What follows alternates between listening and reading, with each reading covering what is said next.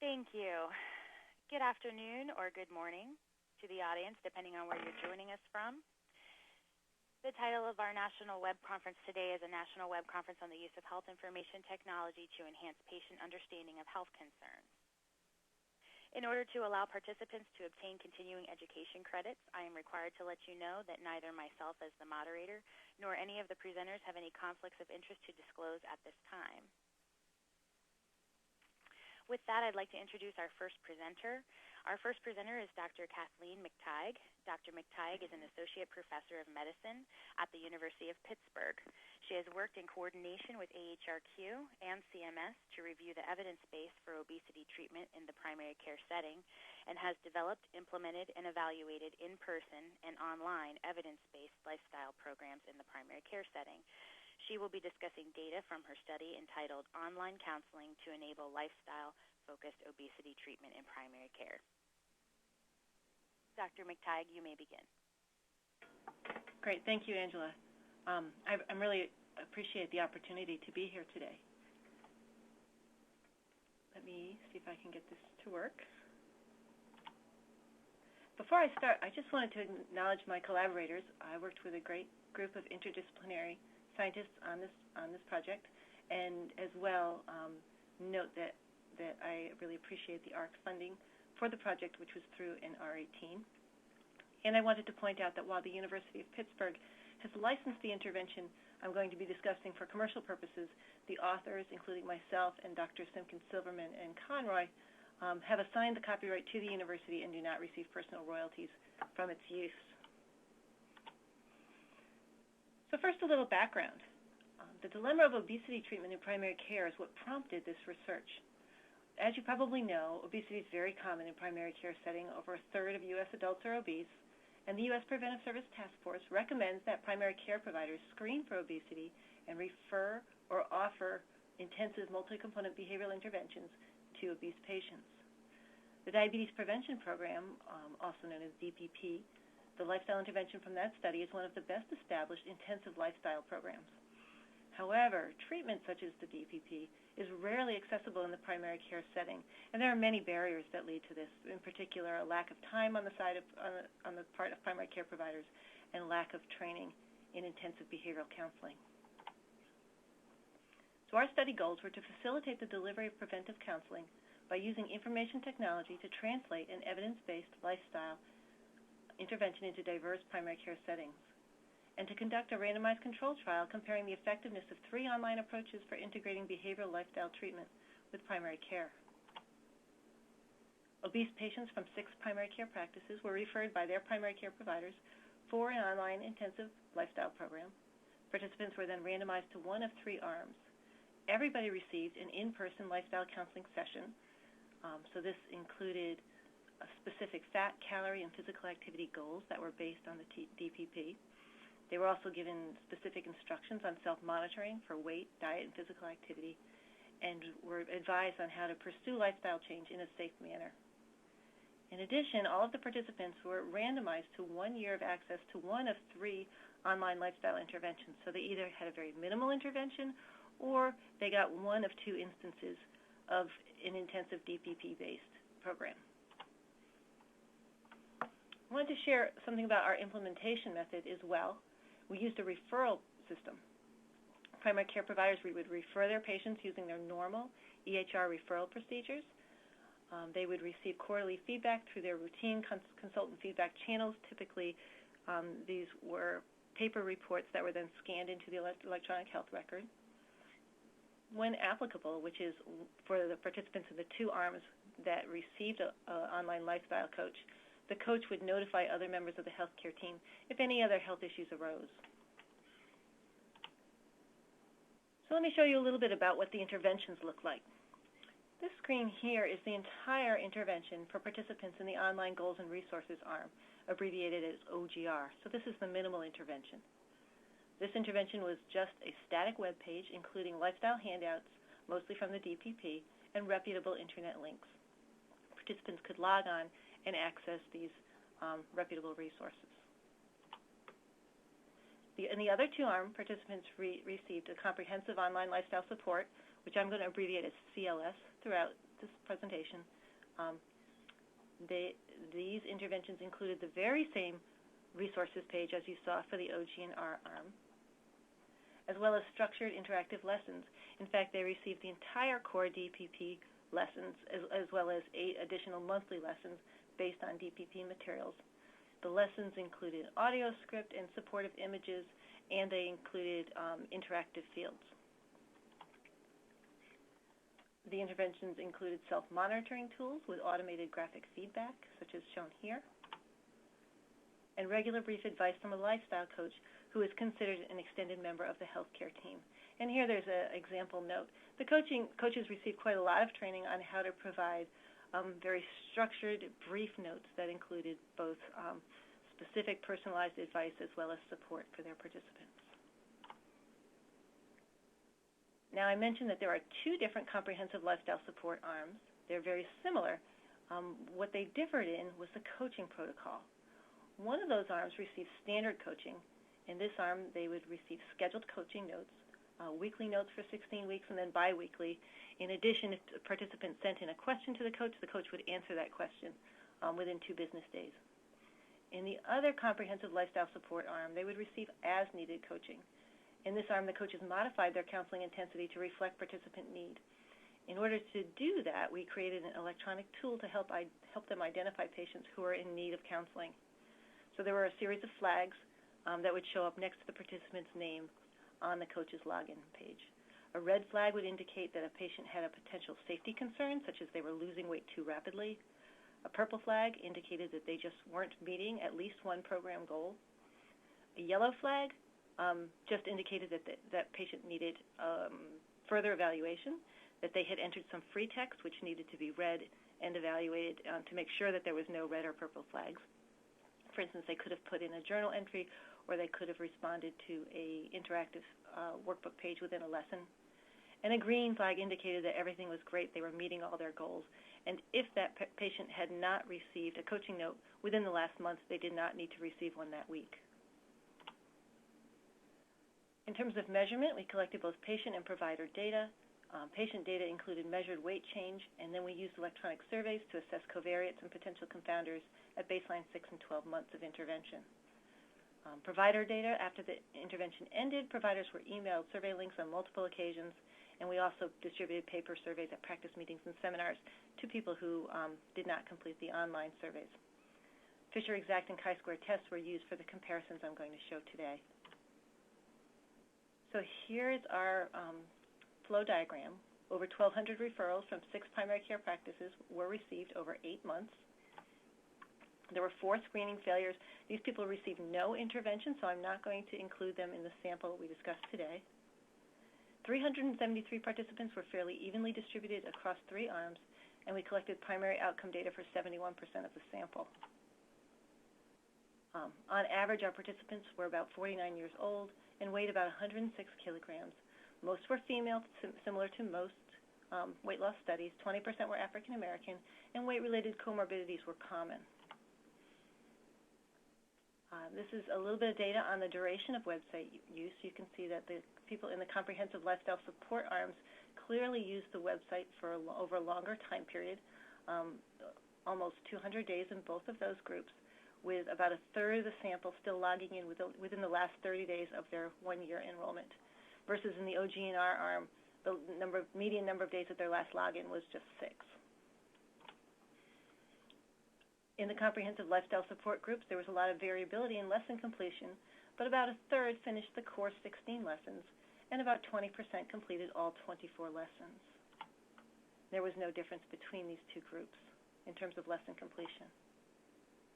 And here's our main outcome variable. At 6 months, you can see there was modest weight loss in all 3 groups, between 2 and 3 kilograms. And this weight loss was sustained at 12 months, but there was no significant difference between the arms. Furthermore, while in the modulated arm, the ones receiving as-needed coaching lost a little bit less weight than we had expected, our OG&R minimal intervention arm lost a little bit more weight than we expected. We gave them really very little support, and they lost 3 kilograms. And our standard coaching arm lost quite a bit less weight than we had expected. couple of potentially relevant factors that I want to just mention is one, is that the survey data on the use of non-study resources for weight loss differed by study arms at 6 months of enrollment.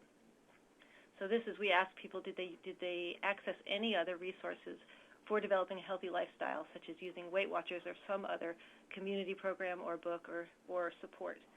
14% in the OG&R arm versus only 3 to 6% in the 2 comprehensive lifestyle support arms. And the second potentially relevant factor is that the comprehensive lifestyle support participants experienced considerable technical malfunctions. In fact, there were 46 site-wide errors over the course of this year. These are errors that impacted every potentially logging in person. There was not only a large number of errors, but the average resolution time for these errors was quite long, up to about 44 days apiece. There was additional errors that affected only part of the sample. So I'm going to turn away from our effectiveness data now and share a little bit with you about how well our implementation worked. So there were 185 providers in the participating practices. Of that group, 67 or 36% completed the survey, so clearly less than you want to see, but not atypical for physicians. About half were female, most of them were white or Asian, and almost all of them were physicians and primarily residents or attendings. In terms of all of those factors, the adopters, or people who actually referred a patient to our program, differed from the non-adopters, people who did not refer any patients to the study, in terms of training status. So the residents were less likely to send their patients to the study. In terms of implementation and engagement, we found that 94% of respondents who sent someone to the program reported that the enrollment process integrated smoothly with their normal workflow. 80% found that the process for providing their patients 1-year follow-up data integrated smoothly with their workflow. And slightly lower, about 73%, reported that they found the physician reports detailing their patients' data to be useful. We were disappointed to see that only about half of the physicians who referred someone to this study ever provided their patients with feedback on how they did with lifestyle change. We asked a number of questions about preferences and time availability. The only ones that differed between adopters and non-adopting PCPs were the top 2 in this table. That is that non-adopters tended to be more likely to report that they preferred to counsel on healthy eating and physical activity themselves rather than referring out for additional help. And they were more likely to report that they have enough time during their appointments to counsel their patients on diet, physical activity, and obesity. Non-adopters differed from adopters in terms of all of our questions about access to or interest in the Internet. Non-adopters basically felt that their patients were typically not interested in using the Internet, were unlikely to have the necessary skills, or unlikely to have Internet access. The questions that we asked about patient need and PCP workflow did not differ among adopters and non-adopters, although it was interesting to note that about 20% of each group felt that obesity should be managed outside the clinical setting. In terms of limitations, this study reflects a single geographic region and healthcare system. It's important to note that technical malfunctions limited the intervention fidelity of the comprehensive lifestyle support arms. Not only did it limit it, but in a way that it's difficult to assess. If a website is broken and you never log in during the time frame that it's broken, that technical malfunction could have no impact on you at all. However, if it's broken for a very short period of time and you tried to log in 4 or 5 times during that period, that malfunction could have a large impact on you. And finally, we wonder if there's potential for contamination. We had the same group of coaches coaching for both comprehensive lifestyle support arms. And it's possible that the fact that participants in one arm had the flag system, helping the coaches identify patients who needed more assistance and helping them zero in on areas in which they should focus their coaching, may have influenced the way that they coach the participants in the non-flag arm. So it's possible that the flags negatively impacted the coaching for the standard arm. So in conclusion, All 3 of the interventions led to weight loss over 1 year, and weight regain was not seen in any group. We found no statistically significant difference in the estimated differences in weight change between the 3 groups. And the group-specific estimated weight change suggests that the comprehensive lifestyle support with as-needed coaching had the most clinically relevant results. We found greater weight loss in the online goals and resources group than was anticipated from the literature, which may reflect a larger use of participants' personal resources for lifestyle management. The combination of a referral model and an online healthcare team member can smoothly integrate online self-management support for obesity into the workflow of routine primary care. However, only about half of the primary care providers provided patients with feedback.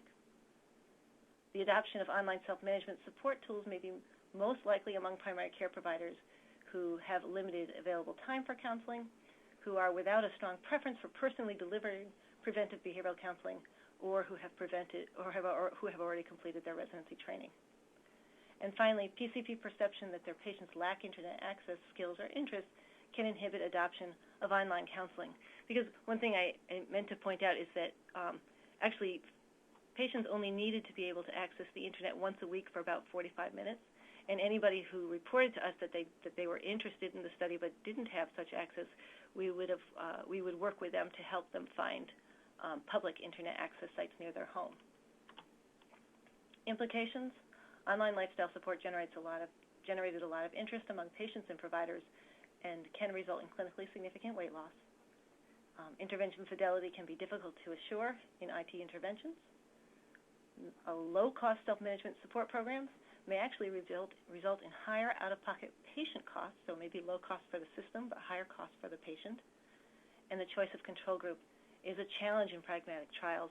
We felt like we had to give everybody something of value in order for the PCPs to refer patients to us, but in this case, our minimal intervention group lost so much weight that it was difficult to show any difference across arms. Extending the healthcare team to deliver virtual self-management support is a feasible method for delivering convenient, intensive preventive counseling. However, while the referral model worked well from a workflow perspective, its promotion of online lifestyle dialogue was clearly suboptimal. And finally, an understanding of clinicians' time constraints, counseling preferences, and perceptions of their patients' technical capabilities can provide insight into the adoption of use of technology for self-management support. Thank you very much. I'd be glad to answer questions at the end. Thank you, Dr. McTighe. Yes, as a reminder, the audience can submit questions at any time. So with that, I think we'll move on to our next presenter. Our next presenter is Dr. Sarah Saja. Dr. Saja is the Scientific Director of the Center on Aging at the University of Miami and the Director of the Center on Research and Education for Aging and Technology Enhancement. She is also a Leonard M. Miller Professor in the Departments of Psychiatry and Behavioral Sciences and Industrial Engineering at the University of Miami. Dr. Saja has extensive experience in aging research and a long commitment to developing strategies to improve the quality of life for older adults.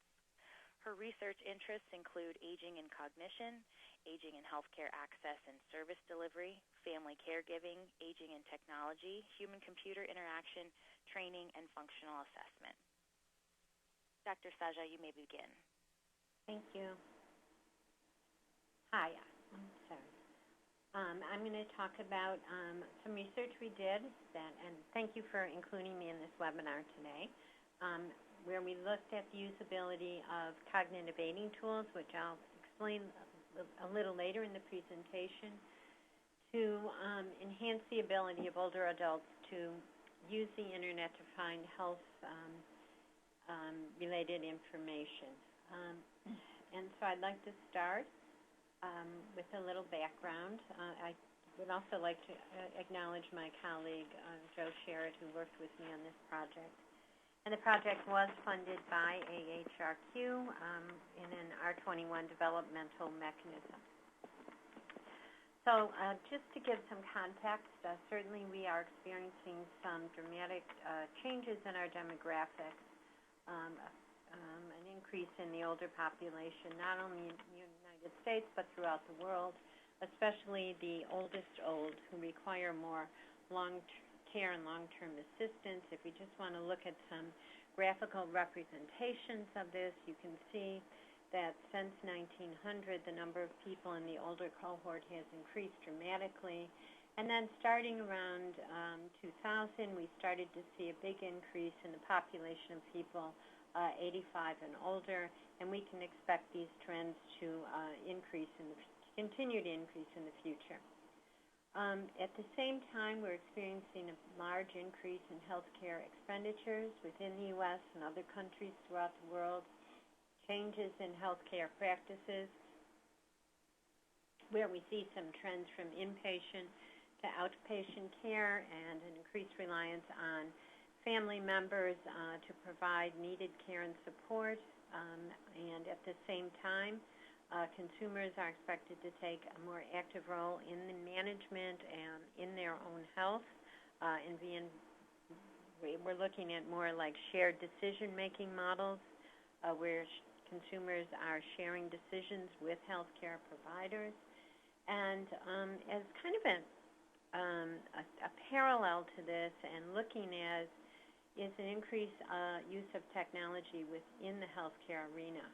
And this technology is kind of being looked at as a solution to some of the issues I've raised earlier, as well as it's really also expanded the role of consumers in the whole healthcare arena, and it's expanded the number of tasks that healthcare consumers can engage in. And in this regard, I think we're all aware that the Internet is increasingly being used as a source of health information. And this is some very recent data from the Pew Internet American Life Project, which is a large survey that's conducted in the United States. And in 2012, 85% of the adults in the U.S. use the Internet. And of these, 72% searched for health information online. The information was related to specific diseases or medical problems, diagnoses, treatments, medications, and along with that, most people begin their search with a search engine. In other words, they don't go directly to a site. They put some search term into the search box in Google. Now, and what we see are lots of applications like this, like WebMD, where you can get lots and lots of information on various health-related topics. Now, certainly there are advantages to these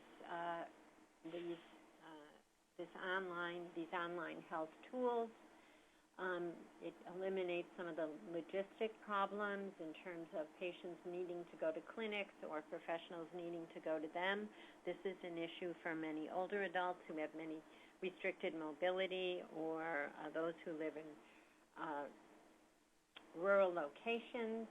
People have certainly access to a wider array of information, increased access to specialists, and there is some idea that by giving consumers this enhanced access to this wealth of information in these online tools, it's going to lead to some type of patient empowerment where they'll have more information on treatment options, be able to make more well-informed decisions, etc. But at the same time, there are some disadvantages to this proliferation of online health tools. Certainly, there's a lot of incorrect or inappropriate information out there, information that's not been correctly vetted. There's a lot of information. People can access tons and tons of websites on a particular topic. There's also been some discussion of how this can disrupt patient-physician relationships, where, for example, a patient will go to a physician visit armed with information they get on the web. There are lots of issues about privacy. And also one thing that we're particularly concerned in our research is that this increased use of technology within the healthcare arena can actually increase healthcare disparities between the technology haves and the technology have-not. So if we want to look, just as an exemplar of some of the things I just talked about, and I just did this preparing for this webinar, if we just type the word depression into the Google search box, you can see the number of hits that someone will get. The same thing with dementia, caregiving, anxiety.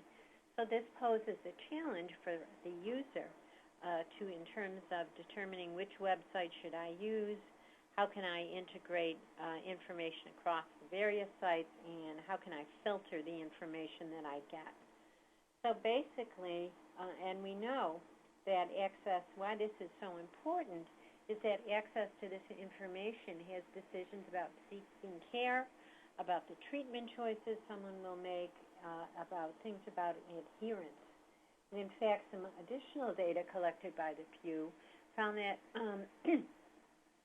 only 53% of online health seekers who looked on the Internet for information about a particular diagnosis, for example, do I have this rash, am I anxious, am I depressed, only 53% followed up with their physician. So I think this is a very pertinent and important problem, especially for older adults who tend to have more health care issues than the younger population.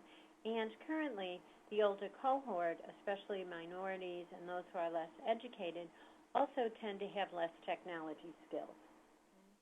And in that regard, if we think about Internet health information seeking, it really is a complex problem. It may not appear that way to some of those who are more sophisticated with searching on the Internet, but it really involves a lot of different types of expertise.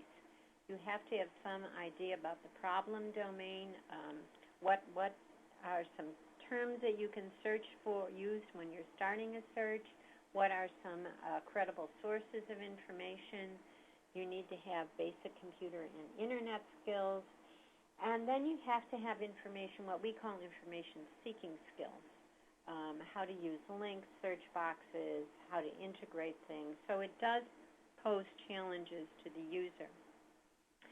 And this is breaking this down. This is very basic requirements of using online health applications. Those are applications that are on the Internet or on the web. Okay. So it's way more than just having access to the web. What we're talking about here is actually having meaningful access and being able to interpret and use the information that you find appropriately. Now, this can be quite challenging, especially for people with some cognitive declines. Many older adults, for example, experience declines in cognitive abilities like fluid intelligence. I'll show you that in a minute. People with persistent mental illness who also many times have comorbid declines in cognition. Individuals with traumatic brain injury. People with low literacy, low health literacy, or low numeracy, which is unfortunately a large percentage of the United States population, adult population, or people with limited computer or Internet experience. If we look at the idea about aging and cognition, just as an exemplar, usually one way to think about this is to think about different types of cognitive abilities, and this comes from some very early work by Horn and Cattell, where they dichotomize different types of cognition, and crystallized ability is usually one's knowledge, about the world, how vocabulary, etc. And if we look at that from an aging perspective, what we can see, and this is data from our lab, cross-sectional data on people from 20 to late 80s, early 90s, and it's a large sample of adults, and this parallels findings by other people. You don't see much of an age-related decline in crystallized kinds of abilities, but we do, of course, this is a scatter plot, see lots and lots of variability, both in the younger and older adults. In contrast to that, fluid abilities, and these are abilities that typically are involved when we're learning something new, when we're engaging with something like problem solving, something that's unfamiliar, or represents a new domain. So these types of abilities are very, very important. Our research has shown that, as has the research of other people, are very, very important to use of the Internet and finding and filtering and integrating your health information on the web. And we see a different picture with respect to aging. We see, in fact, that generally fluid abilities, this is things like working memory, processing speed, selective attention, these things tend to decline with age. Again, though, I want to point out that there is variability.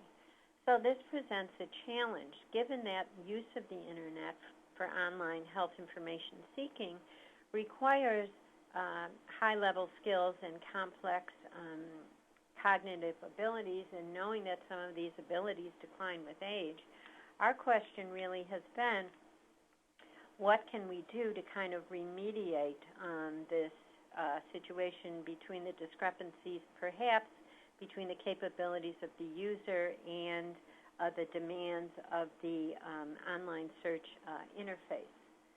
So with that as background, we embarked on this project. We were really looking at some software aiding tools to improve meaningful access of Internet health information for older adults.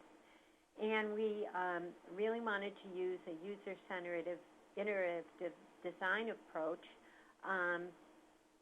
By that I mean we tried to actively involve representative samples of users in the design process, and we wanted to look at these tools, and I'm going to explain them to you in a minute, and see if they could be used by older adults in the performance of Internet-based health management tasks.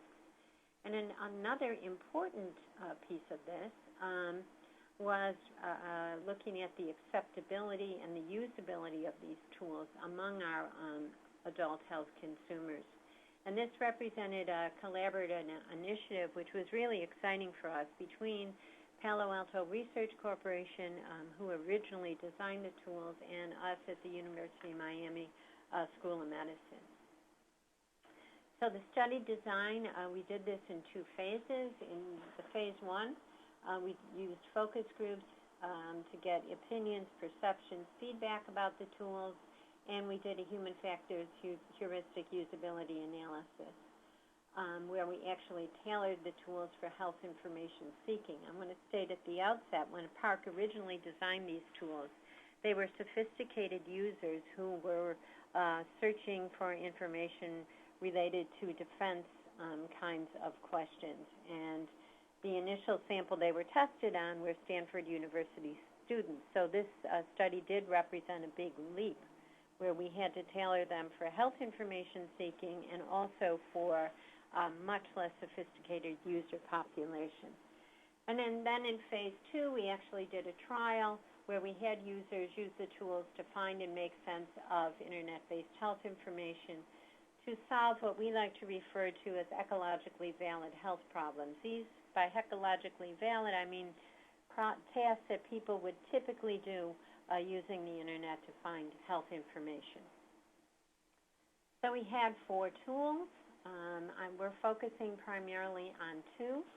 One was the Mr. Taggy search engine tool, and this really, the whole goal of the Mr. Taggy tool was to help people filter information, to help them identify content relevant to their search problem.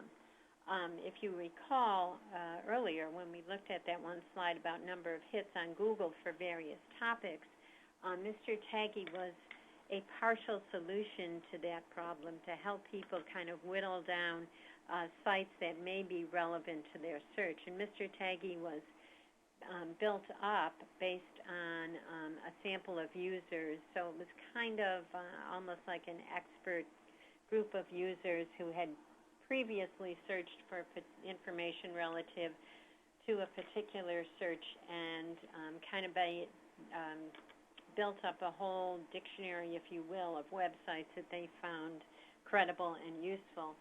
The other one was the Spartacus notebook, and this, you can think about this as a physical notebook. This was intended to help people organize and integrate the information they found and remember where they got it from.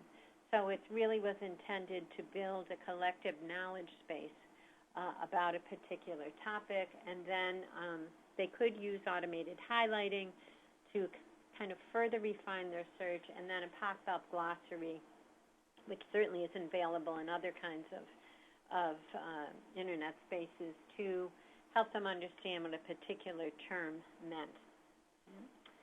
So this is what Mr. Taggy looks like. Just give you a couple of screenshots. So they could enter something in the search box or click on one of the tools in the Mr. Taggy cloud, and then it would bring up a series of related sites, and then if they clicked on them, then they could, you can't see that, I'm not sure how well you can see this, give it a thumbs up or a thumbs down on how helpful that site was, and then it would reiterate and further refine the space. And here's what the thumbs up, thumbs down buttons look like. Spartacus, it was a similar kind of thing. It allowed people to put relevant information into a notebook by highlighting the information within a search. All the search things were broken into paragraphs, and you could drag it over to a notebook that you organized by tags or like file labels that were meaningful to you as a user. So in phase one, for our focus groups, we included 23 older adults. Even though we're in Miami, we restricted those to people who spoke English because these tools in their current version were only available in English. They all were 65 and older. They had some computer and Internet experience. We had 3 groups.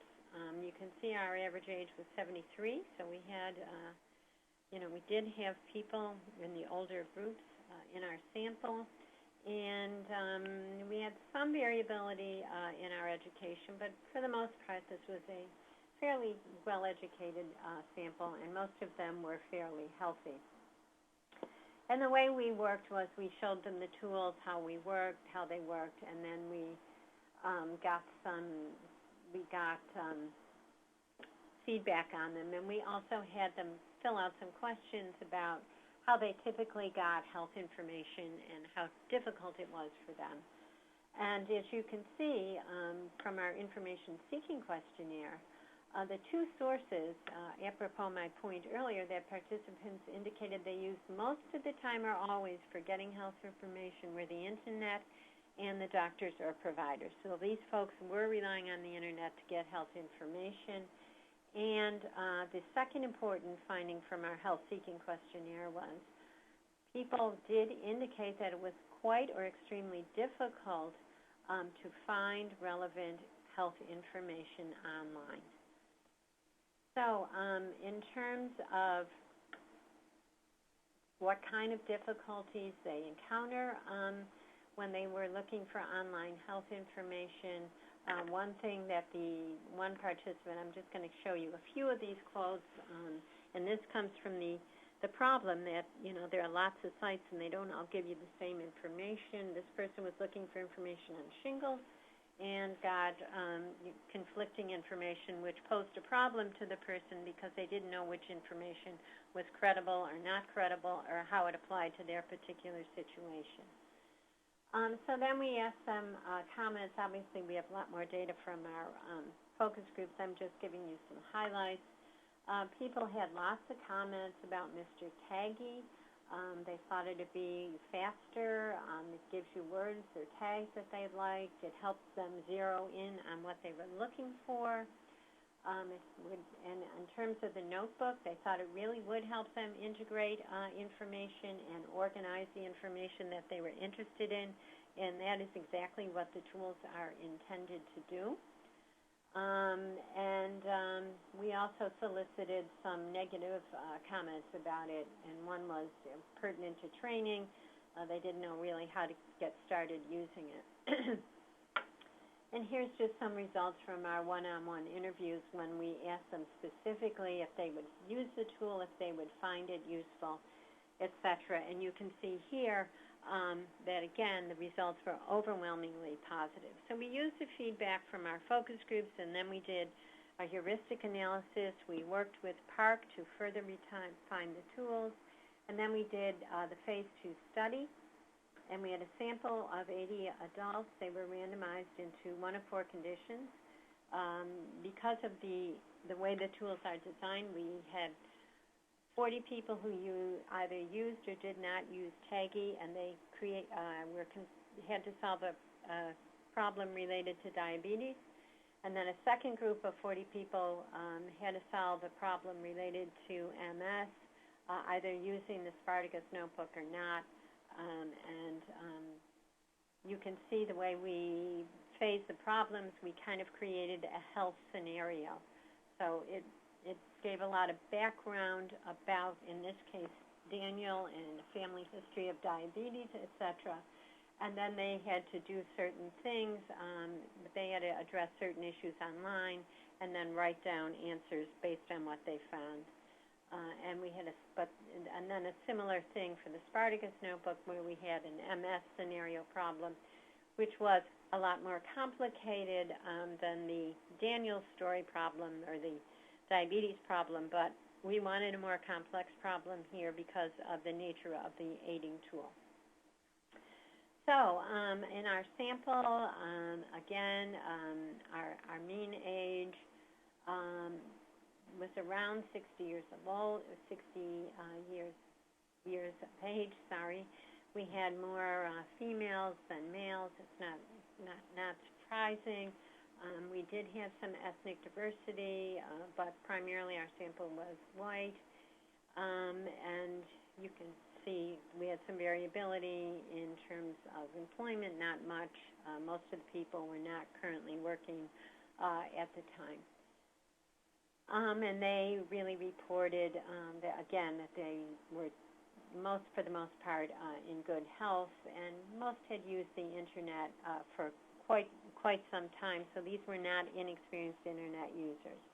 Okay, so the protocol for both groups was to give them training on the tool, and we had a very extensive training protocol. Actually, that was fairly elaborate. Of course, we had pilot tested that beforehand, and then they had to use the tools to solve the problems. We also had people complete a standardized battery which assessed component of cognitive abilities, because we were very interested in the relationship between cognition, performance, and use of the tools, as we think this provides further insight into how the tools need to be refined. So this is just some basic data on their cognitive abilities, and we didn't have any differences between the groups in terms of their baseline cognitive abilities. Now, something I want to highlight some of the findings, because we do have a lot of data here. I also want to mention that we actually have video recordings of all of the screen performance of our participants, so we're actually coding what they actually did and how they used the tools, in addition to looking at their performance. The way we measured performance was coming up with a score based on their responses to the questions. One thing we did find that cognitive abilities, as you can see here, correlated very strongly with performance, especially in the aided conditions, which is suggesting to us that in some respects that the use of the tools actually increased the cognitive complexity of what the participants were doing. We did not find any significant differences in performance for either Mr. Taggy or the Spartacus notebook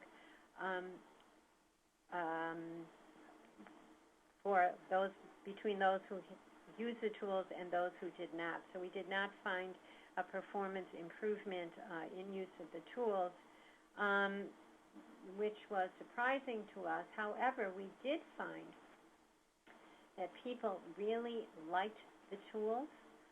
They rated the usability fairly high. They found they were easy to learn, that they really were helpful in terms of finding the information that they needed. And the way we asked them these questions was we asked them about each of the features of the tools. And And we got similar findings for the Spartacus notebook. People liked them, all the various features of the notebook. They found them easy to use and found that they were helpful. So even though we didn't get big performance improvements or significant performance improvements, I might say, we did get very positive perceptions about the use of the tools.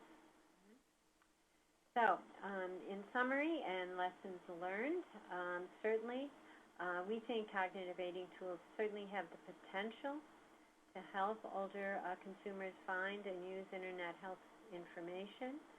I think it's important to point out that even though we didn't get, as I said, these significant performance differences, after one session, one training session, all of our participants were able to use the tools. And I think that's pretty significant because, as I indicated earlier, these tools were originally designed for a much more sophisticated audience.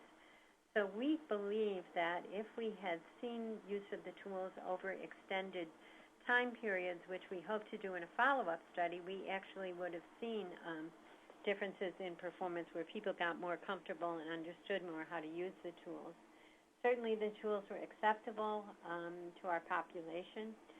I think the user-centered, anytime we're doing any of this research, we have to use a diverse user group, and user-centered design approach is extremely helpful.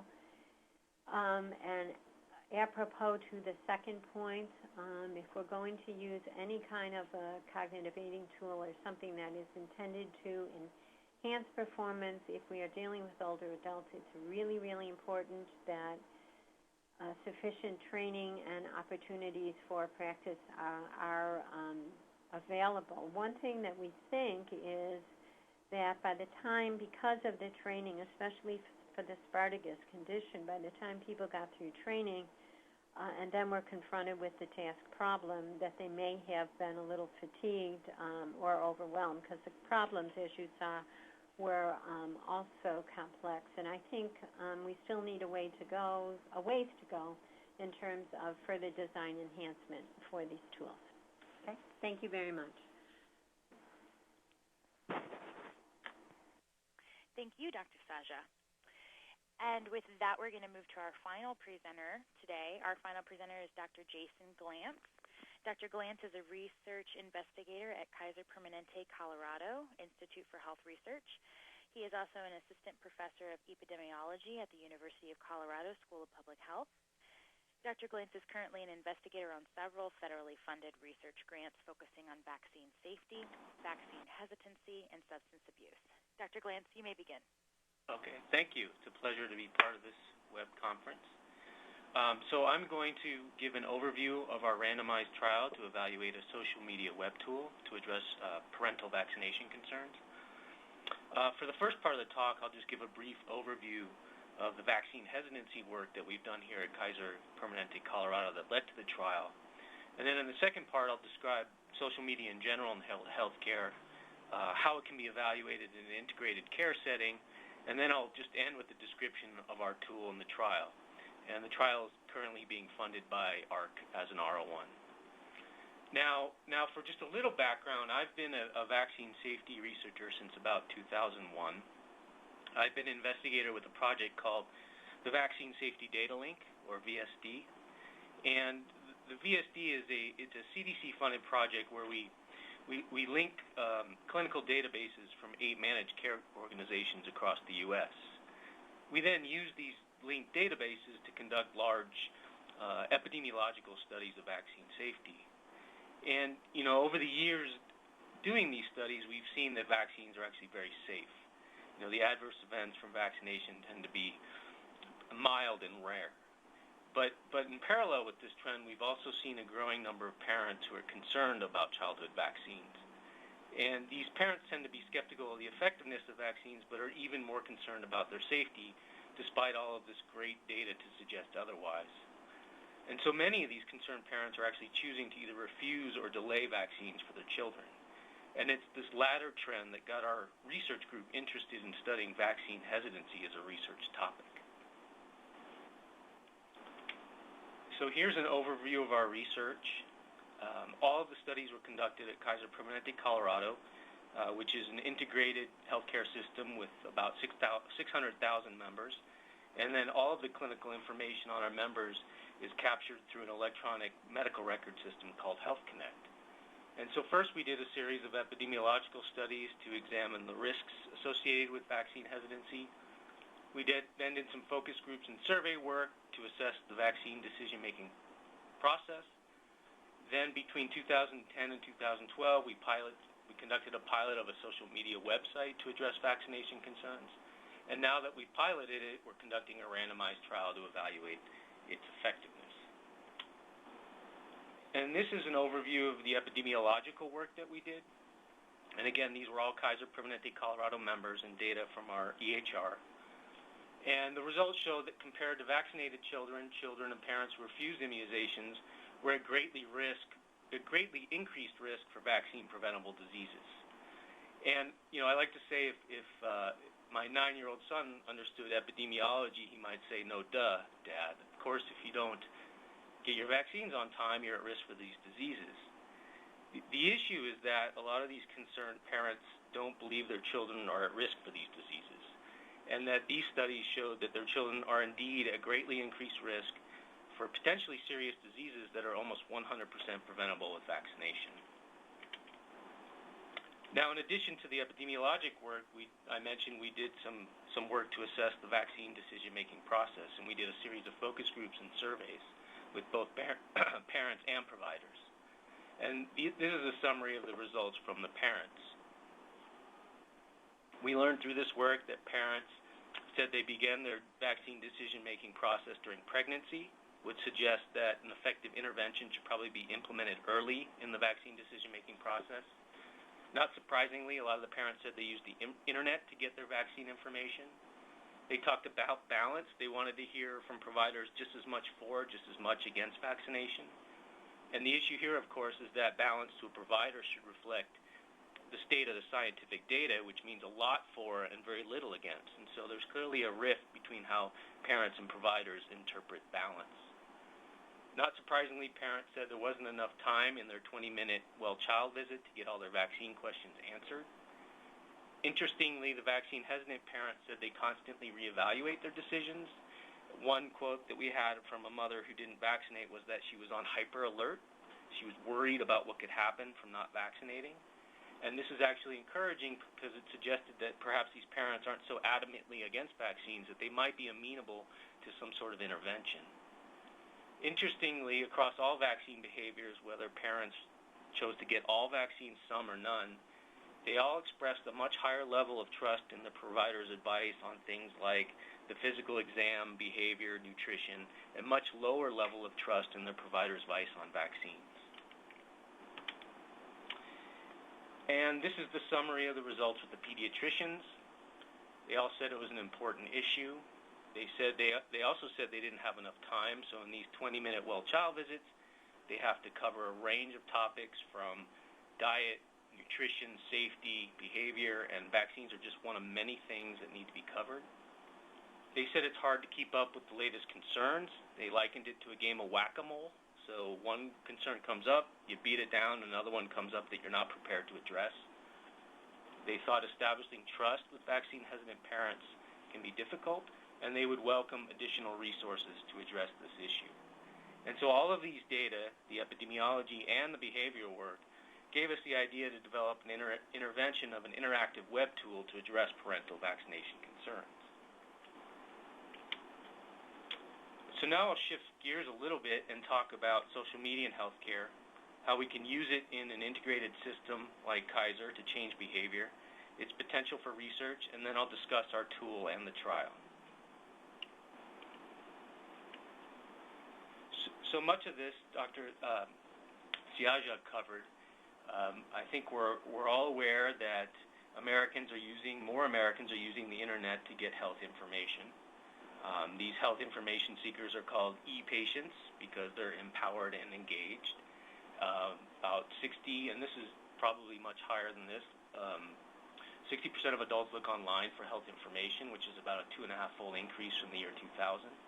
These e-patients tend to be female, less than 50 years of age, college educated, and have a household income greater than $50,000. These e-patients are using a second generation of internet applications called Web 2 and social media.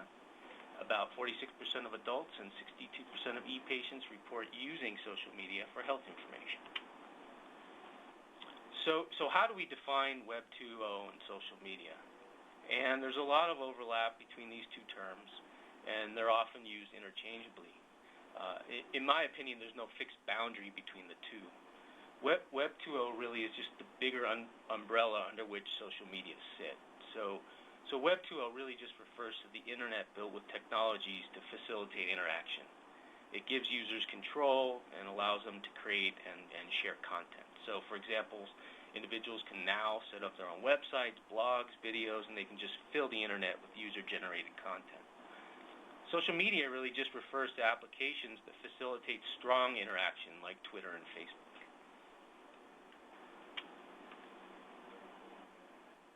So this figure shows the theoretical model for social media and why it might be an effective tool for changing behavior. And it's called a multi-directional communication model. It's got a top-down component, a bottom-up component, and a side-to-side component. So top-down is traditional 1.0, where web developers present the information and the user can just take it or leave it. In contrast with the bottom-up and side-to-side, bottom-up users can create their own content and interact with the web developers, and side-to-side users can interact with each other. And so the idea is that this creates this dynamic, democratic online environment that engages and empowers users through open discussion and idea sharing. And the idea is that you can use this process to inform patients and build trust over time. Really quickly, I'm sure you're all familiar with this, but here are some specific examples of social media applications for public health and healthcare. They've been used to create online discussion and support groups for patients with illnesses like cancer, diabetes, and MS. It's believed that the collective wisdom generated from these patient groups provides a level of clinical awareness that cannot be obtained, say, from just a single patient or physician. There are tons of health-related blogs, and these mommy blogs are particularly prominent and influential, and these help give us idea for our vaccine social media website that I'll describe in a moment. And then there's the Mayo Clinic. It's really the gold standard for the use of social media in healthcare. On their website, they have tons of blogs, videos, and outlets to share and disseminate information. And they even have a training program in the use of social media. Then there's the dreaded Twitter or microblogging, which, again, I'm sure we're all familiar with, but it allows you to quickly send short messages to large populations. And so regarding public health, you can see how being able to quickly disseminate information and to communicate with difficult-to-reach populations would be useful. And as an example of this, the CDC and WHO used Twitter to circulate information during the 2009 H1N1 epidemic. And this next slide is just a collage of the CDC social media efforts during the H1N1 epidemic. And clearly, these technologies have the potential for being powerful public health tools, whether they're used to mobilize individuals during an outbreak or just to provide accurate, real-time information to prevent illness. So next, I'll go quickly over how social media is used at Kaiser Permanente. And this is just an example of how you might think a healthcare organization like Kaiser might use social media. And we call these outward-facing interactive resources that really just result in this huge blast of information. So there was a New York Times article. It was an interview with our CEO at the time, George Halverson, about the Affordable Care Act. This New York Times has a print circulation of over 700,000, over 1 million online prescribers. This is sort of traditional. Then the people who managed Kaiser's social media activities got their hands on it and blasted it out there. It reached about 8 million Twitter accounts and had 10.8 million impressions. Impressions is a sort of odd statistic. Basically what it just means is that if I have a Twitter account and I have 8 followers, if you send me something, it's possible that those 8 followers also sold it. And so that's just an impression. And this is another example. Kaiser hosted an online Twitter chat with a Kaiser oncologist about how to prevent cancer. And so again, this is how you would expect a large integrated care system like Kaiser to use social media. And so taking all of these examples together, we can talk about how social media can be used in research. And these applications have the potential to generate a ton of data. And from Kaiser's or an integrated health plan perspective, the data generated from social media can be an additional data source to complement our existing AHR data sources. Really the question is, what do you do with it? Well, these data can be both qualitative and quantitative. So if you build a social media website, the quantitative data can be how many people go, how often they go, when they post, how long they stay, what pages they look at. For the qualitative data, there are comments, discussions, and social networking can all be analyzed not only using existing qualitative methods, but also longitudinally over time. And for surveillance, you could look at symptom reporting in the various forums over time. And I believe it was during one of the recent influenza seasons, Google looked at symptom searches and was able to use that data to track influenza incidents, and the results looked remarkably similar to the CDC surveillance data. Now, it's not exactly clear why they look similar, but it was close enough to the point where something had to be there. There's still a lot of limitations and unanswered questions. These resources are prone to misinformation and vandalism. The forums are often not moderated by experts. The sources of information can be anonymous, and then there are privacy issues. There are lots of limitations and unanswered questions regarding research. There's a lack of denominator. I don't know who my population at risk is. So even though a lot of people, potentially thousands or hundreds of thousands, can use these applications, it's purely passive. We don't know how representative they are, which limits our ability to make comparisons between different groups and draw conclusions. In addition, it's very difficult to capture outcomes, which tend to be self-reported. And because of this, there's little, if any, evidence that engaging in social media has a positive influence on health behavior. And so while there is this tendency to apply these technologies, our evidence of effectiveness is purely anecdotal. Really, they're being applied because of their theoretical potential. And in fact, it's certainly possible that engaging in these online activities can have a negative impact on health behavior, leading to riskier behaviors because people are relying on the social media instead of personal interactions with qualified providers. And this is where an integrated system like Kaiser comes in. So because of our integrated system, I think we're in a unique position to harness and evaluate social media in a research setting. So we can create our social media resource with a blog, a chat room, discussion forum, etc. We can identify and target specific populations. We can engage them through social media. We can follow them forward in time, and we can capture clinical outcomes using our electronic health record. And of course, this would apply to any integrated care system. We also have the capacity to ensure privacy through social media. So I think it's important to highlight we can sort of have two types of social media in our setting. One that's outward-facing, like I described earlier, Facebook, Twitter, and the other can be more inward-facing, where we create our own environment. So we can create our own interactive resource, limited to Kaiser members.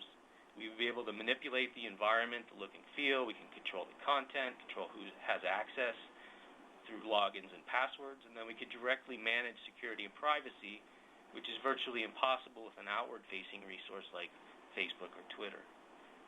And lastly, this is just an extension of the behavioral intervention is just an extension of what I described earlier, but we can create an interactive environment, identify target populations, consent them, randomize them to different study groups, follow them forward, capture clinical outcomes, and evaluate effectiveness.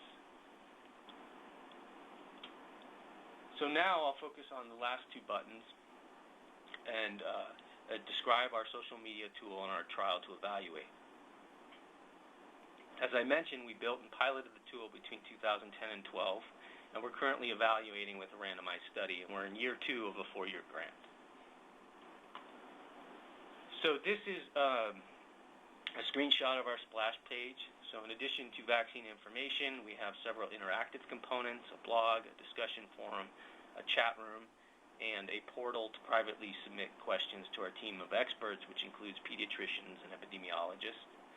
We use soft colors, mommy-friendly colors. We use a tab design so people could find information going across rather than having to scroll up and down. Up in the upper left-hand corner, we created a logo that's really just sort of a riff of the Kaiser logo, and those half concentric circles are meant to symbolize both interaction and protection. In the bottom right-hand corner, we have those two buttons, and the idea is that on every page, when a parent is accessing information, they'll have the option to be able to access one of the interactive components. So if they read something, they don't get it, and they want to ask a question, we try and make it really easy for them to be able to ask a question. And I should also note that all of the information, obviously, on the website is pro-vaccine, but it has a conversational tone. And so the idea is really to draw those hesitant parents in, and once they're in, we want to be able to orient them to the right information. This is just an information page where we list the vaccine ingredients. That's a common concern with parents. And so these not only list the ingredients of specific vaccines, it's the specific vaccines given at Kaiser, so the information is tailored to them. And this is just a screenshot of our consenting process. It's all online, which is nice and convenient. When we recruit a patient, they can consent into the trial through an online step-by-step process. We have a newsletter, and so every time we update content or have a new blog post or whatever it is, we send out a newsletter. We do about 1 to 2 a month, and the idea is just try and juice traffic to the site. We try and bring participants back to the site. We have a blog, which is really the centerpiece of the intervention, and we use it to update content and draw people to the site. We cover a lot of topics, including Vaccine 101, which is just vaccine information, Vaccine the News, so when there's a new story out on vaccines. The Doctor is a podcast of one of our pediatrician researchers who discusses vaccine topics. One of our investigators does international vaccine work, and he has a blog. We allow participants to contribute blogs. And then we have the day in the life from the research bench, and this last topic focuses on describing the research process. It's sort of opening the black box, if you will. And one thing we hear from vaccine-hesitant parents is that they're skeptical of research. They think we're in the back pocket of the pharmaceutical companies and that we're property. So the idea is to educate participants on what it means to do vaccine public health research. And this next one is an example of that blog, and it's got a picture of my car. And really, the idea is to just infuse a bit of humor and show them that this work perhaps isn't as lucrative as they might think. So quickly going over the study procedures, we're recruiting all pregnant women and parents with children less than 6 months using a variety of outreach efforts. We have online consenting, randomization, and all participants need a login and password, so it's an inward-facing resource. This is a schematic of our trial. So we recruit pregnant women and parents with young children. They get randomized to one of 3 groups. They either get a website with social media, a static website with just information and no interactive components or usual care. They're then followed up to 12 months after their child's born. They're given unlimited access to the website. Over this time, we administer 3 knowledge, attitudes, and belief surveys. All of these data are then linked to the electronic health record to measure immunization rates. And we're using this design to determine whether or not engaging in social media has a positive impact both on their attitudes towards vaccination and immunization rates. As far as administering the intervention, we update content. We try to respond to questions within 48 hours. We create the newsletter. We moderate the forums very carefully. The website's checked multiple times a day. All of the comments are screened prior to getting posted to the website, and we track usage. To establish trust and credibility, which is really important, we try and present both sides, risks and benefits. We have a detailed About Me page where if we send someone a comment and sign it, they can go back to that page and see who we are. We try to respond to questions quickly. We acknowledge parents' concern. We try not to exaggerate risks or benefits, and we try and incorporate personal experiences into our posts and responses. We try and craft messages that are easy to understand and avoid jargon. We try and establish an ongoing discourse with parents. And we try to be as transparent as possible, including our funding source. We reference all material, and we're not shy about our vaccine stance, which is pro-vaccine. The idea is that even though we're pro-vaccine and they might be skeptical, we're still trying to sympathize with them and try and meet them in the middle. Our messages, we try and use short sentences. We try not to cram more than 1 to 3 messages per block of information. And we present information using an array of media, including text, video, images. We use the active voice, and we avoid scare tactics. Here's just some preliminary results. We've recruited about just over 700 parents so far, roughly about 20% of our parent and pregnant population.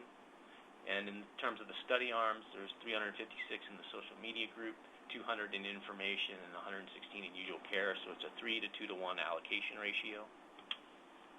As far as usage, we have about 1,000 views, 170 unique visitors, and these are just the most frequently visited pages. This is just a summary of all the interactions so far. And I'm running out of time here, but I'll just go over one example. This is an example of one of our blog entries. So 2 studies came out in the New England Journal looking at the safety of the rotavirus vaccine, which is given in 2 or 3 oral doses. And there are 2 types, a monovalent and pentavalent. And both studies showed that the vaccine can cause a condition called intussusception, which is when the intestine folds in on itself like a telescope. It can be quite painful and serious if not treated early. And these studies had some conflicting results that were somewhat complicated, and we tried to explain them as clearly as possible. And this is just a table that we put in the blog post. And then we got this comment from a participant, and she said, within seconds of reading this, I was put off. The fact that it was discussed on how to publish results regardless of outcome makes me wonder, are you really telling us the truth? It says the rotavirus can cause diarrhea. You want me to inject my kid with all these additives, preservatives, and who knows what else to protect them from something the CDC says most kids under the 3 contract at least once. Then a side effect could be diarrhea or worse, and the vaccine is not even 100% effective. No thanks. And so, there's a lot going on here. First, she wondered if we were telling the truth, which is the opposite of what we were trying to do. It's implying that our effort to be transparent and present safety results, even if they are negative, just had that opposite effect. The other issue was with misinformation, because the rotavirus is given early, it's not injected, and it doesn't have any preservatives. And lastly, the parent brings up a confusing concept that the vaccine can both cause and prevent diarrhea. Now, it's a subtle point that I don't believe is explained well to parents that the vaccine, while it can cause mild, non-serious diarrhea as a side effect, the vaccine is also designed to prevent serious diarrhea that can lead to hospitalization. And so this is just an example of our response, and I'm not going to read it, but the highlighted areas tie back to our risk communication framework. And this is more specifically how they tied back to our risk communication framework. This is just an example of our transparency. We're very open about where we get the funding for this project, and we also heavily reference all of our material. There are a lot of challenges and barriers, as you can imagine, the IRB concerns, provider concerns, of course, recruitment challenges and cost with an intervention like this. And then our next steps are just to complete recruitment and follow-up, analyze the usage data, analyze the survey work, measure efficacy, and assess the costs. And I'll just end by acknowledging our study team, who is our very hardworking and dedicated group. Thank you. Thank you, Dr. Glantz. So we have about 10 minutes left. We're scheduled to end at 3 p.m. Eastern Standard Time. I would just encourage anyone, if they have any other questions, especially for our last presenter, Dr. Glantz, you can enter those now. We did receive a few questions, and I'd like to go through those. Actually, one question came in for Dr. McTighe. It was, did the patients who received feedback from their PCP differ in weight loss from those who did not receive feedback? I believe that this question was answered privately, but I wanted to give Dr. McTighe the opportunity to share the answer to the group.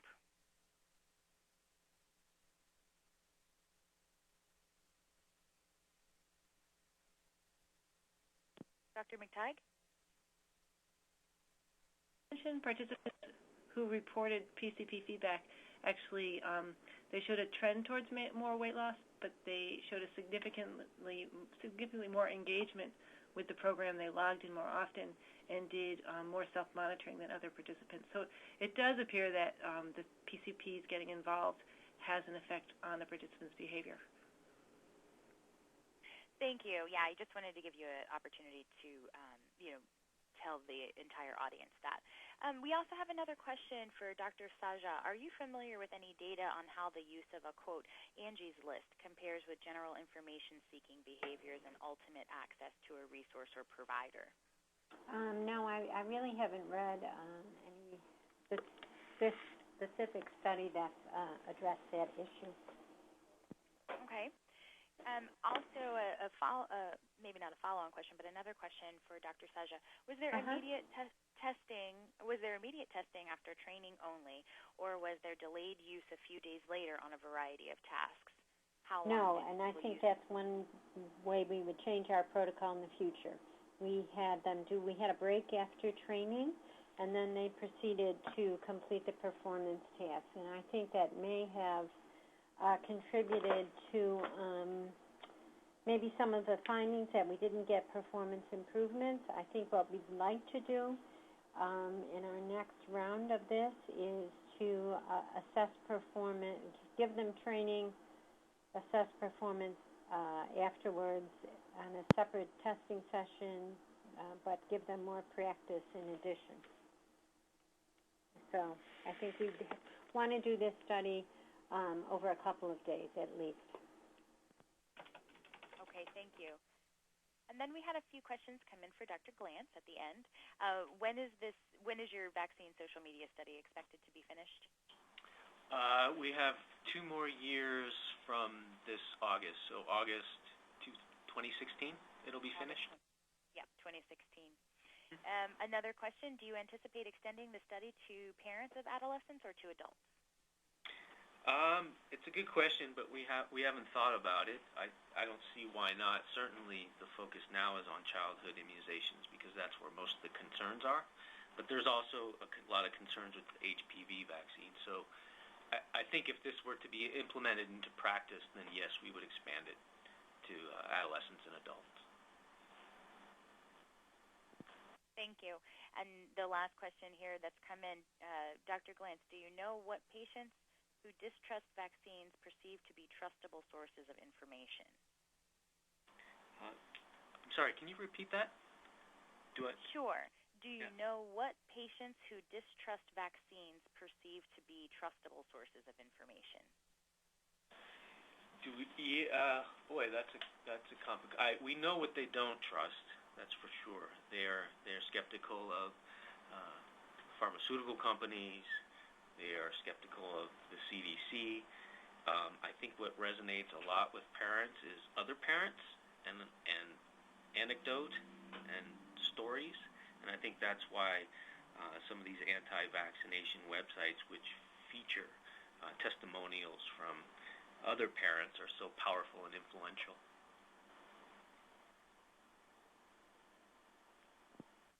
Thank you. So I'll give the audience just a moment to type down any questions that they may have remaining. Other than that, that's what we've gotten from the audience this time. Oh, we have another one. And this actually, this is probably just a comment, actually, for Dr. Glantz. It says that there probably a lot of parents hesitate with vaccines due to false alarms and sensationalism of H1N1 and of autism scares put out by the media. So I think that's a comment rather than a question. But okay. And I would agree with that comment for sure. Great. So I think, here's another question for Dr. Glantz. How did you measure social media Twitter regarding 2 million hits per session? You mean how did Kaiser? I would assume so. Okay, yeah, I'm afraid I'm not involved with that, so I don't know. That's just numbers I got from them. I can certainly find out and get back to you. Right, and I believe that your contact information, along with all of our presenters' contact information, was provided, at the end of the slide. So if anyone would like to follow up directly with a presenter, that would be fine. I believe the presenters are open to that. And then, again, for the audience, if they have any other questions, I do just want to mention while we're waiting to see if any other questions come in, we get a lot of comments about when are the slides going to be available, and I just wanted to say to the entire audience that after our AHRQ webinars, we tend to post the audio recording as well as the slides to our website within 2 weeks. So that's www.healthit.ahrq.gov, and there's an events tab there where you can see this event and all of our previous events. So seeing no other questions coming in from our audience, I think we'll all have about 5 minutes left in our schedule. I just want to thank all of the presenters and everyone that's joined us today. Thank you very much. Thank you. Thank you. Thank you.